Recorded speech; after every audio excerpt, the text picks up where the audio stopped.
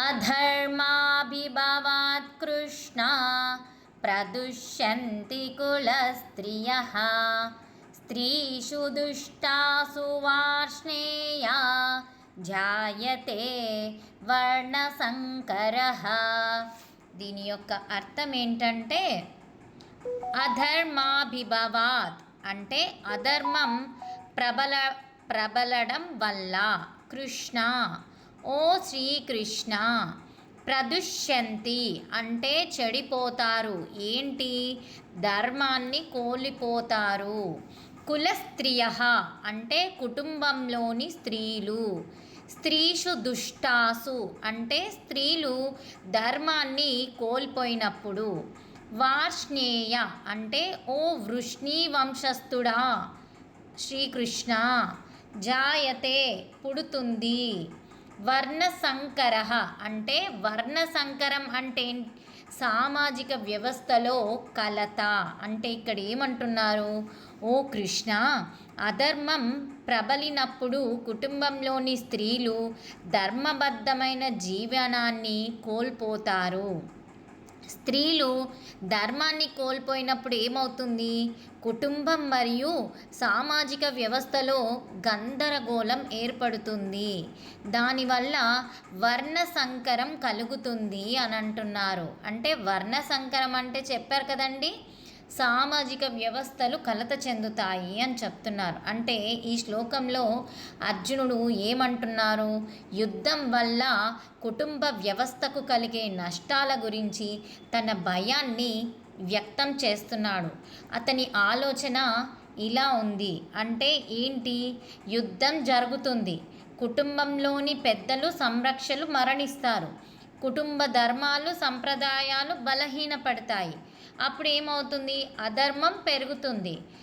అధర్మం పెరిగితే కుటుంబ సభ్యుల జీవన విధానంలో ధార్మిక విలువలు మెల్లిమెల్లిగా తగ్గిపోతాయి.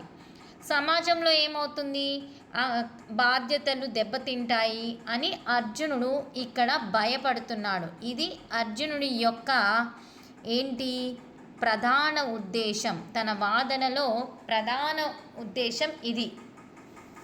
అంటే అర్జునుడు ఏమంటున్నాడు, ఆ పెద్దలు నశించినప్పుడు ఆ కుటుంబంలో ఉండాల్సిన ధర్మాలు అన్నీ బలహీన పడిపోతాయి. అప్పుడు అధర్మం పెరిగిపోతుంది. కుటుంబంలో ఉన్న సభ్యుల జీవన విధానంలో కూడా అన్ని మార్పులు వస్తాయి. ఎలాంటి మార్పులు వస్తాయి, ధర్మంగా ఉండే విలువలు అవన్నీ మరిచిపోయి అన్ని తగ్గిపోతారు.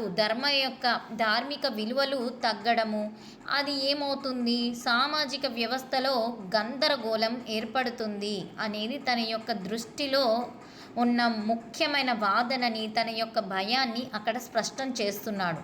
అంటే అర్జునుడికి యుద్ధానికి వెళ్ళే ముందు ఉన్న ఆందోళన, వాదన అవన్నీ అంటే తన యొక్క సామాజిక వ్యవస్థ దృష్టిలో పెట్టుకొని ఈ వాదననంతా మనకు చెప్తున్నాడు, కృష్ణుడితో చెప్తున్నాడు. అంటే కుటుంబంలో పెద్దవాళ్ళు లేని ఈ వ్యవస్థ ఏమవుతుంది, ఆ ధర్మాలు కానీ ఆచారాలు సంప్రదాయాలు అన్నీ నశించిపోతాయి.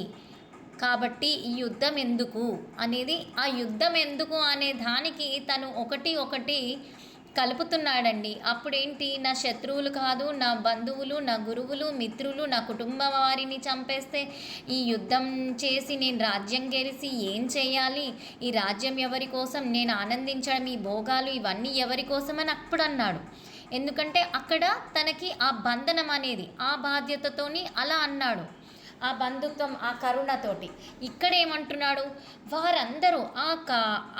వారందరూ నశించడం మొదలవుతే ఏమవుతుందంటున్నాడు, సామాజికంలో ఉండే ధర్మాలు కానీ ఆచారాలు సంప్రదాయాలు అవన్నీ నశిస్తాయి.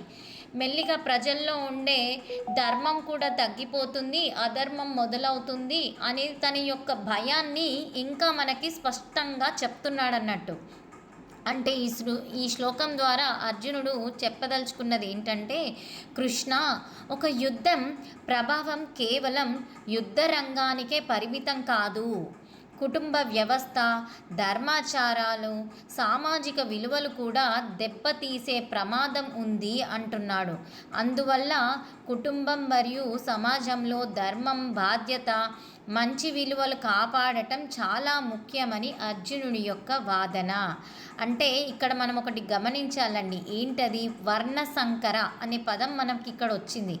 అర్జునుడు తన కాలంలోని వర్ణ వ్యవస్థ మరియు కుటుంబ ధర్మాలపై ఉన్న అవగాహన ప్రకారం ఈ పదాన్ని ఉపయోగిస్తున్నాడు అక్కడ. అంటే వర్ణ సంకరం అంటే ఏం లేదండి, ఇదంతా జరగడం వల్ల సామాజికం అంతా, అంటే ఇప్పుడు మనం ఉన్న సమాజం ఏమవుతుంది? గందరగోళం అవుతుంది, ధర్మం అనేది తగ్గుతుంది, అధర్మం పెరిగిపోతుంది, కాబట్టి అంతా నశిస్తుందని చెప్పేసి ఆయన ఆ పదం వాడాడు. అంటే ఇక్కడ మీరు ఒకటి కులస్త్రీయ అనేది మనం విన్నాం. అంటే ఏంటి? కులస్త్రీయ అంటే కుటుంబంలోని స్త్రీలు అని అర్థం. అంటే అర్జునుడి కాలంలో కుటుంబంలోని పెద్దలు ఎవరు? స్త్రీలు, గురువులు మొదలైన వారు. అలా కుటుంబ సంప్రదాయాలు, ధార్మిక విలువలను తర్వాతి తరాలకు అందించడంలో ముఖ్యమైన పాత్ర పోషించేవారని భావించబడుతుంది ఇక్కడ. కాబట్టి కుటుంబ వ్యవస్థ బలహీనపడితే ఆ విలువలు తర్వాతి తరాలకి సరిగ్గా అందకపోవచ్చని అర్జునుడి చెప్తున్నాడు, ఆందోళన చెప్తున్నాడు ఇక్కడ. అంటే ఈ శ్లోకం మనకేం నేర్పుతుందంటే కుటుంబంలోని మంచి విలువలను పిల్లలకు నేర్పడం ముఖ్యం, పెద్దలను గౌరవించడం, బాధ్యతగా ఉండటం అవసరం.